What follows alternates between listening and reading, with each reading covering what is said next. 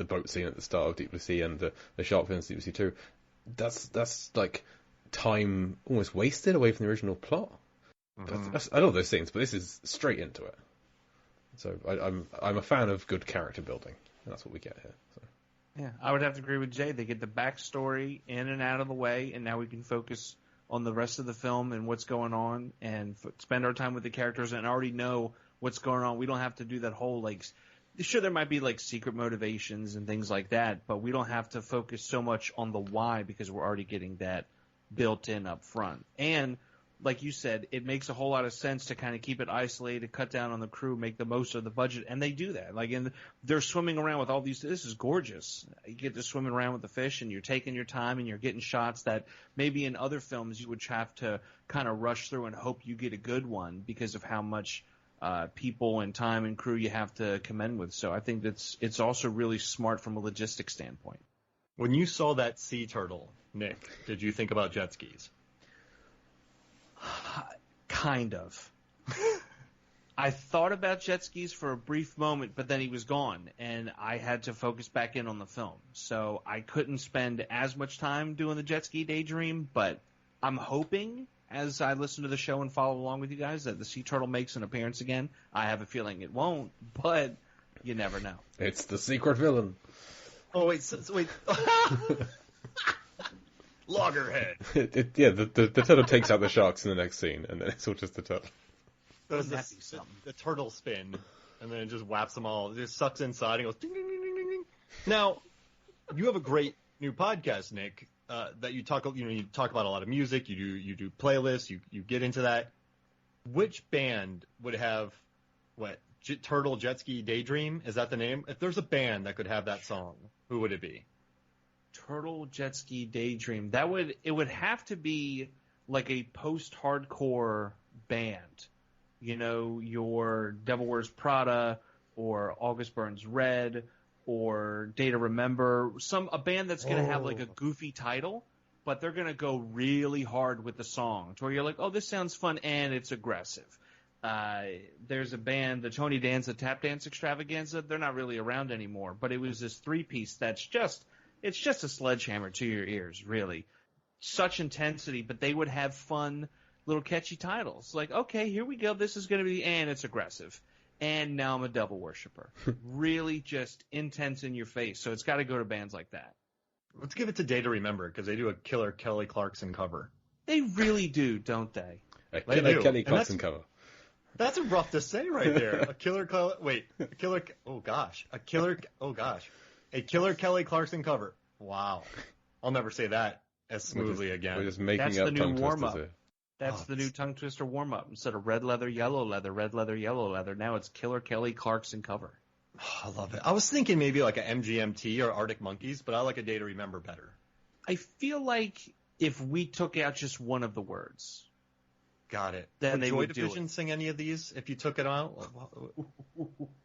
I think it would just be the word. I think it would be turtle. Like, this is our song, Turtle. And then they go into it. And they look down the whole time as if they were a turtle. It's 2 minutes.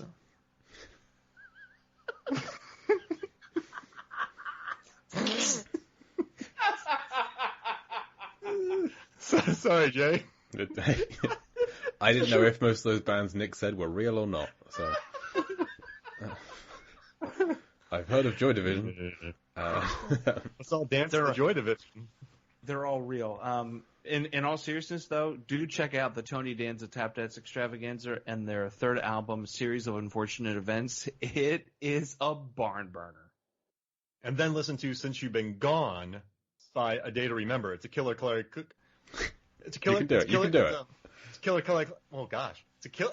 Take your time. Take your time. It's a killer. No, I got to do it fast. Killer Kelly Clarkson cover. Boom. Nailed it.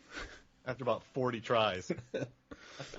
So now the key is timestamp that and just snip it. And every time you go to say it, just leave a little space and plug it in there. It's my new ringtone. I want to listen to Turtle by Joy Division. Oh, it sounds great. No, but I love the time that they spent down here. And the underwater footage makes it so much more. Remember in Deep Blue Sea 2 when they just showed random shots of the sharks swimming around? It added a lot of production design to the film. They clearly can't afford a Walt Conti special. So just by adding a few real sharks filmed well by the underwater camera operator was Jason Martin. I thought he killed it going under there and shooting these sharks. It felt really neat. I mean, this is a guy who's worked on like Escape Room, Tomb Raider, Dark Tower, ton of stuff. He's showing off a little bit by doing a full 360 as he's going through a shoal of fish at the start, and I love it. Yeah, look beautiful. The guy, he's also worked on Crown, Black Sails. So yeah, spent a lot of time in the water, and I thought it looked excellent. This opening scene, just hanging out, and I like the dynamics too between Dr. Emma Collins and Eugene Shaw. Yeah, and Gene. He's kind of acting like her dad, but I kind of like their relationship. They're just buds, and I dig that about them. Well, their relationship, we do get one of the things that has annoyed Mark, you and I before, with the exposition between the two, where Emma says to him, like, I know my dad was your CO, and you feel like you owe him, but I'm way too old for parenting advice, all right? That's kind of, they both know this information. That's very much a, Mark, you're my brother, kind of a line. You're my brother and my best friend, and our mother was named Marilyn, and our dad was named Hank, and we were born in Baltimore in 1983 and 1987. It's, but I gotta say, you're right. You're absolutely right on that, because they've had that conversation. But I do like the angle of taking the GoPros underwater and talking to the camera, because that feels like a much more organic way to dump expository dialogue on the audience. Yeah, because this is for their YouTube channel or their Facebook and Instagram, as Spin says later. And they've been there for 3 years. I don't know if this is their first broadcast or this is just maybe funds are drying up, so they're trying to raise a bit more awareness of what they're doing. So, I mean, it feels odd that Spin is like the tech guy, and I feel like he's just taken on this social media role because it's a new branch that they're going in. These are things I'm reading into it. It's not in the script at all. Yeah. And I like that he says, we'll get like 5,000.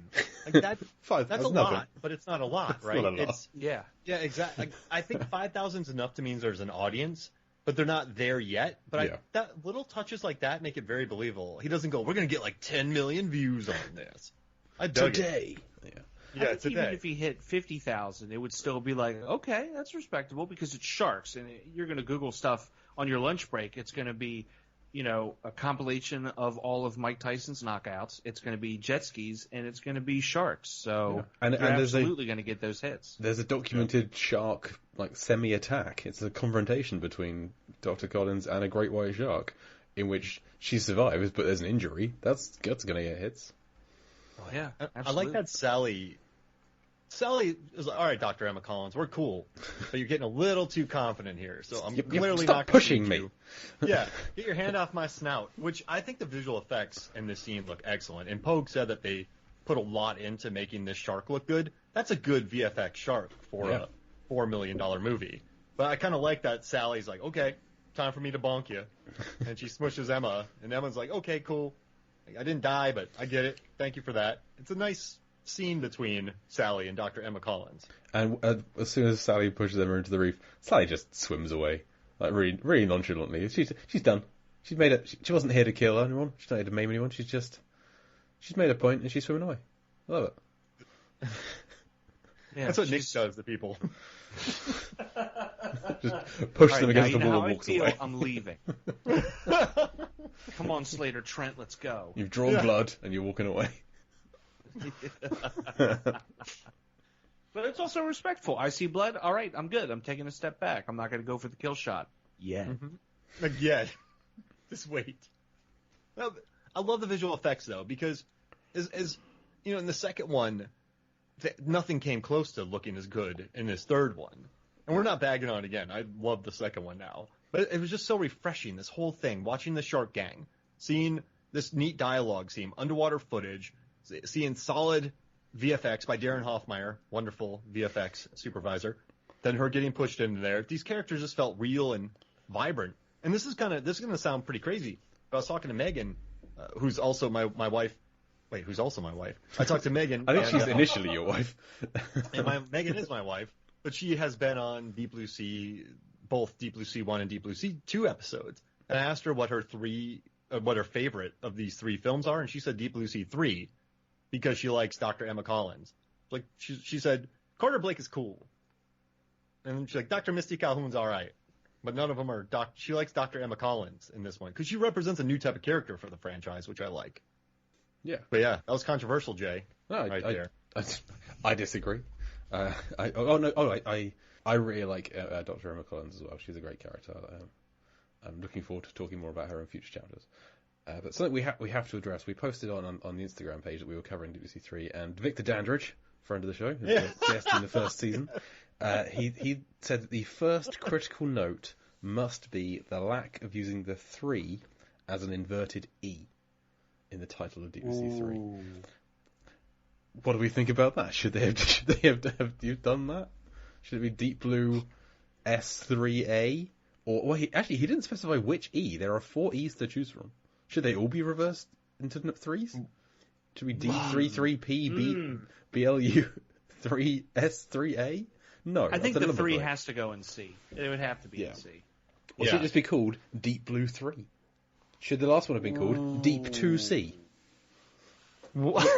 Too Deep 2C. I mean, great title and true. It's hilarious that you think about it, but then it's like Deep Blue S3A. I don't like gimmicks. Yeah, it's a little Fant 4 stick, isn't it? Yeah, I mean, listen, that one. Where did the 4 go? It went in, right, it's the A. Fant 4 stick was that one. It's a fantastic, but they replaced the A with a 4. Wait. Oh, man. Yeah, I remember that. Let's not think about that anymore. That just makes us sad. I remember looking at the poster and going, I get it. I get you. I get it. I don't like it. No. That was my... This was the first draft idea that someone should have said no to. I mean, Too Fast, Too Furious works because it's just funny. It's a good one. Furious 7 or The Fate of the Furious. Those are good because they feel obvious. But I guess Deep Blue S3A. Yeah. No, I like it. Are you like me waiting for Fast 10 your seatbelts? Yes. Yeah. It's gotta happen. Man, that's real. I want to not like that, but you can't not like that. That's I don't know where I first heard that. I can take no credit for it, but I am on board with it. Still good. Yeah. Still good. I know Adam's been pushing that for about 2 years because we did the initial trailer talk last year before the movie was supposed to come out over a year ago, and then he made a big scene about Fast 10, your seatbelts. Yeah. But I may well have heard it on your show. I apologize. No, but I mean, I'm pretty sure someone else has said it because that's a good one right there. Fast 10 your seatbelts.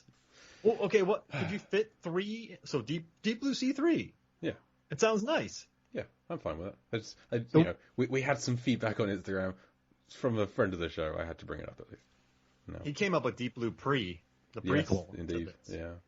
I gotta say though, I was gonna take a picture. So I was really wanting to promote that we're covering Deep Blue C3. So I put the DVD in, Blu-ray, my apologies. Put the Blu-ray in to the Blu-ray people. Sorry, DVD people. I don't know who I offended there. I mean, maybe no one. But when Deep Blue C3 popped up, the title card, I'm like, I'm not taking a picture of that. Because it's very blocky, thin letters. There's nothing... I just took a picture of the DVD cover. The Blu-ray cover instead. These are not... The font for Deep Blue C3 in the opening title card is not great. Did you all notice that? It does feel out of place, right? I would say unimpressive. Everything else looks so good, and instead it's just they didn't really try. And realistically, they didn't even need the title. They could have just gone right from spinning around the island to cut, boom, there's the doc, and she's on her camera talking. And maybe at the end of the film, bang, Deep Blue C3. Or you just don't do it at all, and you're just like, I wonder what I just watched. They're telling me it's Deep Blue C3, but clearly it's something else, as I had a phenomenal experience. Was that Rocky 4? Wait. I think I see the Russian from here in the snow. No, Grandma. You sure? Yes, Grandma. Jeez. See, the great thing is, Nick, you have definitely watched Rocky 4 with your grandma. That's the thing. That is true. That is true. She doesn't like the third one. Most people don't, but she's more of a Rocky 2 person, I'm not going to lie, which surprises me because everyone else at Camp Rehack is very adamantly a Rocky 4 person. Ooh, did you read the article I wrote for Rotten Tomatoes about it? Not yet, but I saw it, and I'm like, I need to read this. To write it, I sprayed myself with Evian and ran around my house after each sentence was completed. That's how I wrote that article right method. there. Yeah. It's a method writer. Lifting railroad timbers. Yeah, exactly. Just ripping them off of